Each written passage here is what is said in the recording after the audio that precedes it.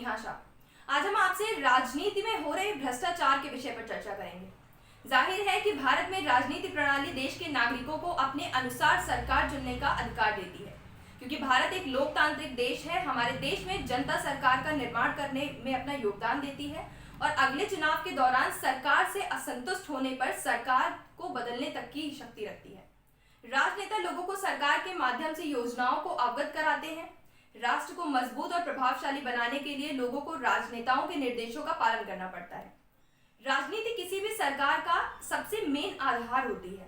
अपने वोट बैंकों के समर्थन को भरने के लिए राजनेता विभिन्न कार्यक्रमों को अंजाम देते हैं और हमारे देश में कुछ ईमानदार नेता हैं, लेकिन दुर्भाग्यवश इनमें से अधिकतर भ्रष्ट हैं।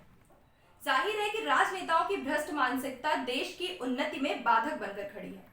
इस भ्रष्ट राजनीति की वजह से देश की आम जनता तक पीड़ित हो चुकी है।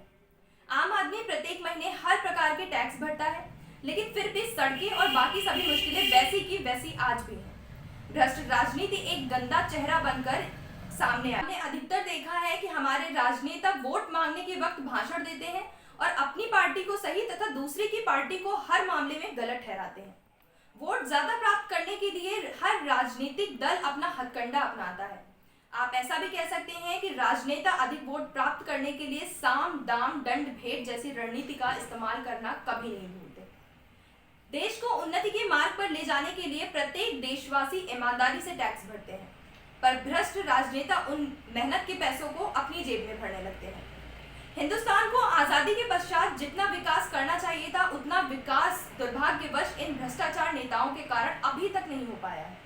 अधिकतर चुनावों में यही देखने को मिलता है कि लोग ऐसे भ्रष्टाचारी नेताओं को समर्थन देते हैं और बाद में उन्हें निराश होना पड़ता है।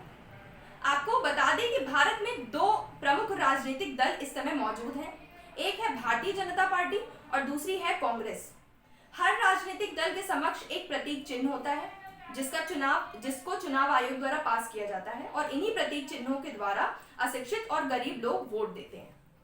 आप देख रहे हैं, इतनी मजबूत व्यवस्था होने के बावजूद जिस दल को चुनाव में बहुमत मिलता है वह देश हित में आ जाती है और लोग उनसे देश हित की उम्मीद करने लगते हैं। आम जनता को बहुत सारी मुश्किलें अपने दैनिक जीवन में झेलनी पड़ती हैं, जिसका प्रमुख कारण हमारे देश की राजनीति व्यवस्था और उसमें रह रहे नेताओं की है। हम आपको बता दें कि अगर आपको चुनाव में खड़े होने वाला कोई भी उम्मीदवार योग्य या उपयुक्त नहीं लगता है तो आप नोटा का उपयोग कर सकते हैं। इसका मतलब होता है नन ऑफ द अबव। इस प्रणाली को निर्वाचन आयोग ने विकास किया है ताकि वह जान सके कि कितने प्रतिशत ऐसे लोग हैं या ऐसे लोग हैं जो उम्मीदवारों को वोट देने लायक नहीं समझते। आपको बता दें कि पहली बार नोटा का उपयोग 2013 में किया गया था और भारतीय निर्वाचन आयोग ने विधानसभा चुनाव में इस नोटा बटन को उपलब्ध कराया। अब हम अगर बात करें कि राजनीति में सुधार कैसे करें, तो इसका सबसे बड़ा शस्त्र है विद्यार्थी को आंदोलन के नाम पर तोड़फोड़ करने के लिए राजनेताओं द्वारा उकसाया जाता है। ऐसे विद्यार्थी अपने जीवन के मार्ग में गुम हो जाते हैं और समाज विरोधी कार्य में फंस जाते हैं। छात्रों को बिना सोचे समझे राजनीति में भाग नहीं लेना चाहिए।